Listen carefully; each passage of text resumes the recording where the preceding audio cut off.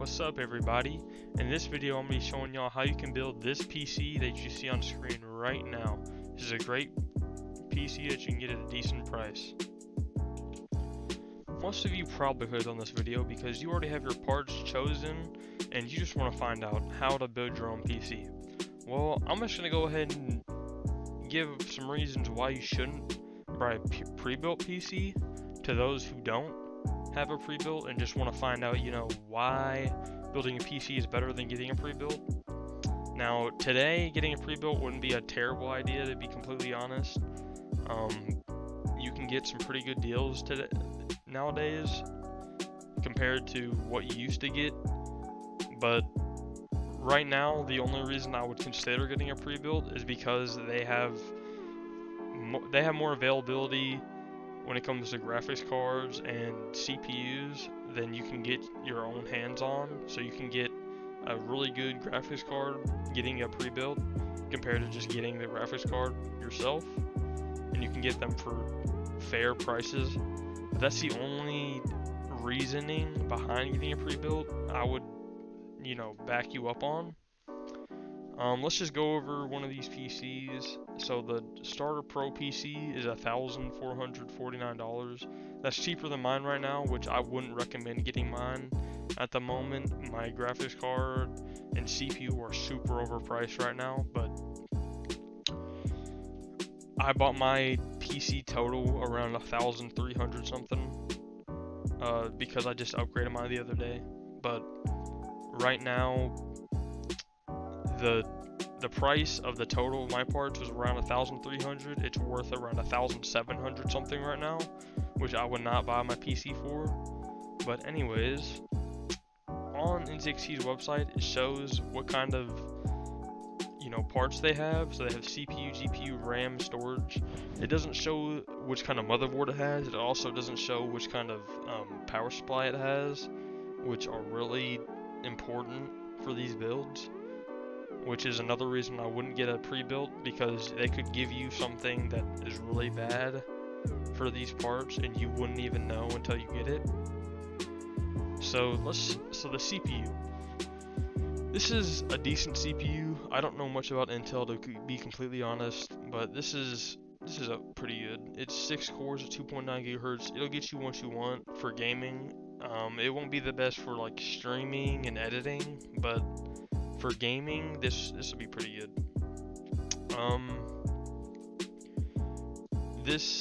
I want this card. This is a great card overall. This is probably whenever this came out, this MSRP is probably the best for what you get. It's a 3060 Ti. This is slightly better than a 2080 Ti, which costs around like $2,000 even today.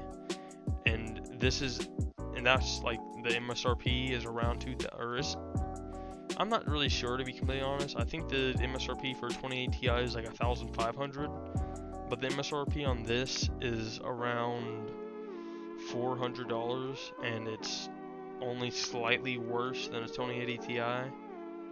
But this is a really good card, but you just can't get your hands on it unless you're getting a pre-built. This is pretty good memory. I would get 3200 or more, to be completely honest. That's what you should probably get for any modern PC, gaming PC. 16 gigabytes, that's good. That's not enough storage, just completely honest. You need at least 2.5 terabytes nowadays to get you by on storage. 500 gigabytes especially, that's not enough. I don't know why pre-building companies do this, but 1 or less terabytes of storage is not really enough, unless you're just not doing much on it. I'm gonna have these parts lists in my description. This is my PC build. If you want to maybe tweak it some to fit your own budget and fit what you want, that'd be good. But I wouldn't get this at the moment. Some of the parts are way too overpriced, like the CPU. This should only be like $250 around at most. It's $330 right now, and I have the reasoning behind this in the comment section description box right here. I also have a decently priced 2121 PC if you want to buy this. I would make changes to this as prices change, such as the graphics card. I would honestly not buy this one, but you can buy it if you want. Alright, now that we've looked at these part lists, let's get into the build. Alright, so beginning this tutorial, I chose the B550 Gaming Plus MPG MSI motherboard, and that's how you take it out of the box. The first thing we're going to do on this motherboard is install the RAM. Now as you can see, there's 4 RAM slots.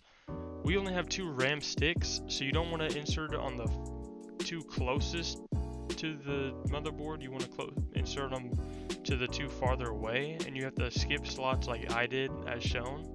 That was me opening up the RAM, and then you insert the RAM as seen. Now as you can see, there's little notches on the RAM sticks that you have to line up to the actual RAM slots, and I had to flip the RAM around. And you have to insert it into those holes as I've shown. It'll make a little click, and you do that with both. You leave a slot in between the RAM, in between the sticks, so you can insert both, and this will just give it dual channel memory. I'm not really going to explain how that works, but just know that's what you want in RAM sticks. So now we're going to insert the M.2 SSD. I chose the 970 EVO by Samsung, as you can see. Now that's me taking it out the box. So the first thing you gotta do is unscrew the actual SSD cover. This will require a smaller Phillips head screwdriver, the size 1. It's like the smallest Phillips head size. You gotta unscrew both of the holes like that and take it off. Now not all motherboards will have that kind of cover on them. Mine did. That's just a hang-sake. It just makes it cooler. And as you could see, I inserted it at an angle into that little slot right there, and then you take the little screw that you find in the motherboard box. It's typically in a little bag called M.2. It's just a little screw. You screw it in like that. Then you gotta put the cover back on. That's only if you have a cover. Not all of them do. They honestly don't really matter. You don't need it. And to be honest, I would wait for this. It'll make inserting the CPU cooler easier if you just wait to put that back on. But as you can see, I just went ahead and did it. I ended up having to take it off later though to put the actual CPU block on. And now, as you can see, that's another M.2 slot you can put in if you decide to get more than one. That's not PCI Express Gen 4 though, so it's not the best speeds. That's all that really means. That's the CPU I chose. I chose the Ryzen 7 3700X. It's a great CPU. It has, I think, 3.6 gigahertz clock speed. That's the stock CPU cooler. That's a really good cooler. It's honestly that's the reason I chose this CPU. It came with a great stock cooler. But since I'm using a water cooler, you don't need that, and that's the actual CPU. So to insert the CPU, you gotta take it out the box, obviously. And then, as I'll show, there's a little triangle on the CPU. It's a really small triangle on it. It's in one of the corners, and then there's a little dot on the actual motherboard. You just line those up, and you pull back the little lever on there. And you pull out the lever, and then you put the CPU on there. Now you don't need to use any pressure, and you'd be really gentle when you're doing this. Obviously I'm being really gentle. And you don't want to bend any of the pins on the CPU. And you just line it up, and it'll fall into place. And then once you've done that, you just push the lever back down, as I just did. And then you give it a little wiggle, make sure it's in there, and you're done. And now we're going to put the motherboard in the case. Now first you're going to have to locate all the standoffs. There's, I believe, 9 for a standard ATX size motherboard. I'm showing all the different holes on the actual motherboard. There's little dots surrounding them. It won't be like that on all motherboards, but most have it. That's the IO guard, or IO shield, and they have to line it up on that spot on the actual case. Not all motherboards will be this size. There are micro ATX and ITX motherboards, but that's just what mine look like. Now I'm showing that I've lined up all the standoffs into the actual motherboard. And this is me screwing in the screws into the case, or the standoffs, through the motherboard. This will keep the motherboard secure and actually have it where you can have it vertical without falling or shaking or anything. And this is, you have to do this. There are some steps you can skip, like the SSD cover. You don't need that. You honestly don't need this water cooler for the CPU, but if you're going to overclock like I am, this would be great. That's the RGB hub. You will need that for the fans. It's basically just plug in all the fans of that and then plug the fan header into this one spot on the motherboard.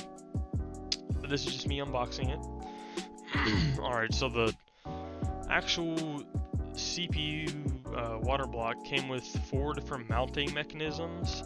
Mine had to be the AMD one, as I just showed.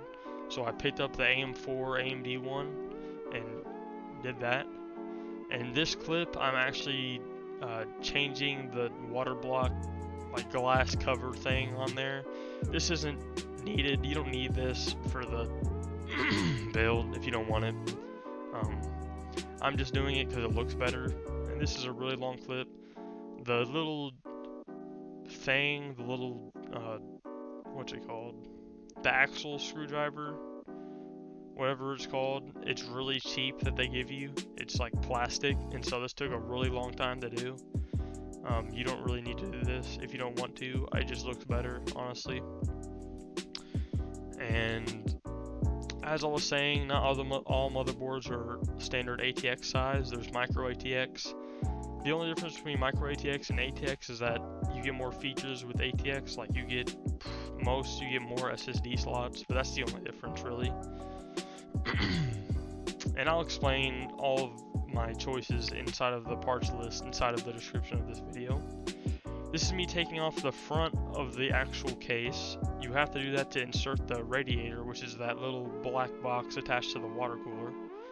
And you put it on the back like that, and then you put the fans in front facing. You'll see the fans have that little there's a little guard on the back. That's the direction the fans are blowing. You'll know that's with all cases. And this is just me showing how I screwed it in. I didn't record myself doing that because it's really hard to do with one hand. Now I'm changing out the mounting mechanism on the CPU cooler, or water. That's known as a CPU cooler, water block. It has a bunch of different names. I'm putting the AMD fittings on there. That's the little clip that I'll have a lot of trouble with in the future, and these are the thumb screws. I would screw it tighter than I just did right there. I had a lot of trouble with this. I actually had to undo it, put new thermal paste on there, and put it back on, but I didn't record myself doing that because it was super difficult. And that's just because I didn't screw the thumb screw on tight enough. And you'll see that pre-applied thermal paste is that gray stuff that was on the bottom of it. You shouldn't touch that. Do not touch that. That'll contaminate it and you'll need more thermal paste. It's not really a big deal. It's just kind of hard to wash off and it's weird. It's just not, it's poisonous also, so do not consume it, obviously. And you do need thermal paste for all CPUs. And as you can see, I got it on there, and that little cord that was hanging on off the top, that's the RGB hub thing. It's for the RGB hub. I don't really know exactly what it's for, but I just pushed it to the back. And that one you'll see shortly, I'm plug it into the CPU header, or the CPU fan header thing on here. You just plug it in right there. It's different spots on different motherboards, but you'll see it. It's almost always labeled, and if not, you can find it inside the motherboard case. I'm taking out the fans here. As you saw, I kept the screws. All you need here is the screws and the fans, because we already have our own RGB hub. We don't need the one it came with. As you can see, I was pointing different spots. I'm putting the fans in. You just screw them in. It's really easy. And now it's time for the new graphics card. This is me unboxing the graphics card. It's in a lot of packaging because it's really expensive. Now, as you can see, those little things that I'm pointing to right there, there's usually 2 holes right there, or there's 2 of those backplate things that you have to unscrew. Depending on your GPU size, you won't need to do that, but mine, I did need to do 2. And then you just screw them back in. Now, you line up the gold, you have to push that thing down that I just showed. And you have to line up the gold piece with the actual piece on the PCI Express lane. That's what it's called, sorry. And then you just push it in and you'll hear a click, and then you just screw them back in and you're basically done. This is me getting out the power supply unit and showing the different cords. That's the PCI Express cord. The first one was the motherboard cable. That one's an RGB cable. You don't need that. I didn't use that. That's the CPU cable, I believe. This is a SATA cable that's another SATA cable for the hard drive. I don't know why that was in my power supply box, but I just kept it there, I guess. Now I'm showing myself plugging in the cables into the power supply. And as you can see, you just plug them in like that. That's because I have a fully modular power supply. Not all power supplies will be like this. Most will not be like this unless they're fully modular. Semi-modular are really good. They're just, you don't have to plug in the power supply cable, or the motherboard cable, sorry, the one I just plugged in. But that doesn't really matter. You'll need it anyways. So just plugging it in, honestly, is just more work for you. It's just easier to put it inside your case if you just don't have to plug them in, if you don't have them.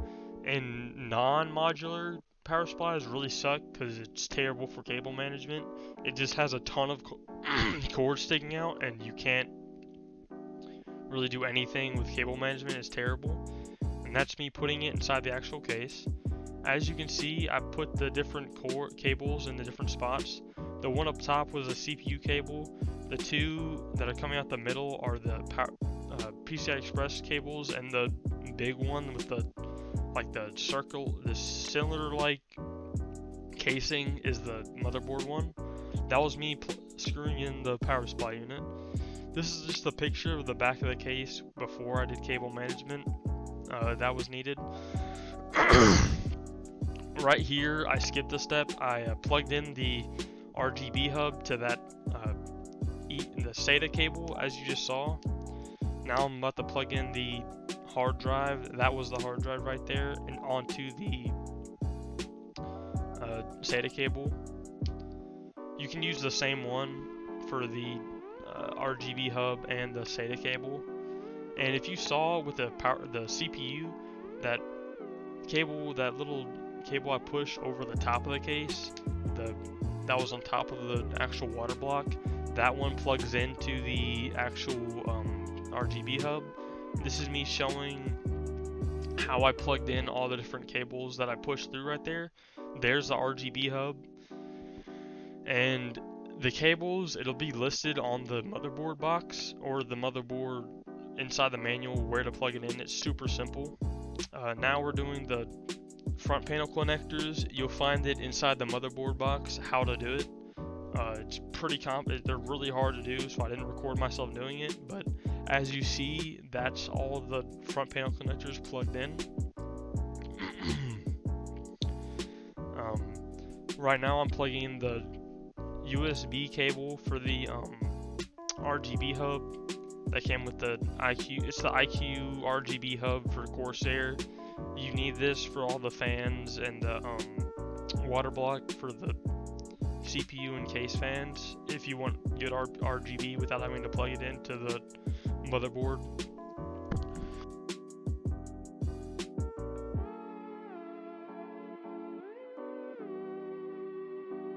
Alright, as you just saw, I plugged it in.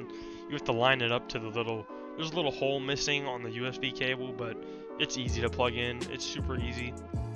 Right now, I'm doing cable management.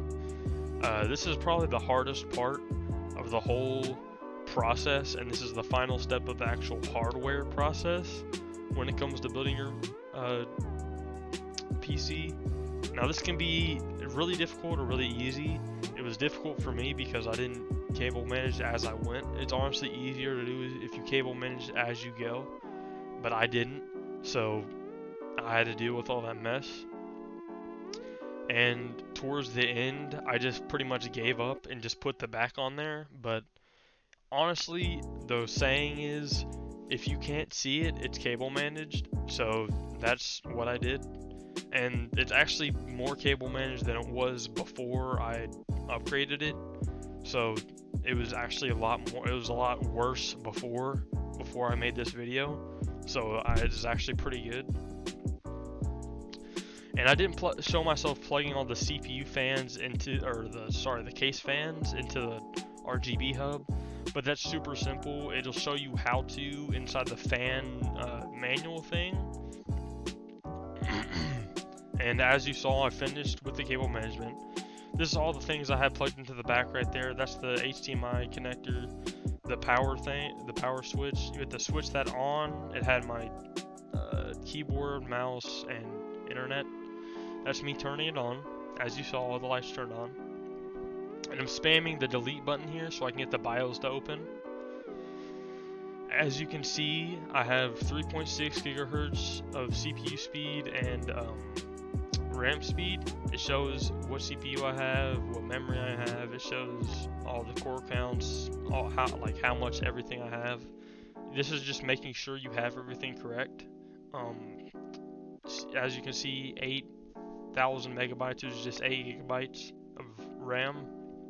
This is showing my storage, just making sure I have it, making sure it shows it on here so I don't have to do anything hardware wise. And now I'm turning on the RGB. I don't think that really matters, and I'm closing it. This will just open up Windows.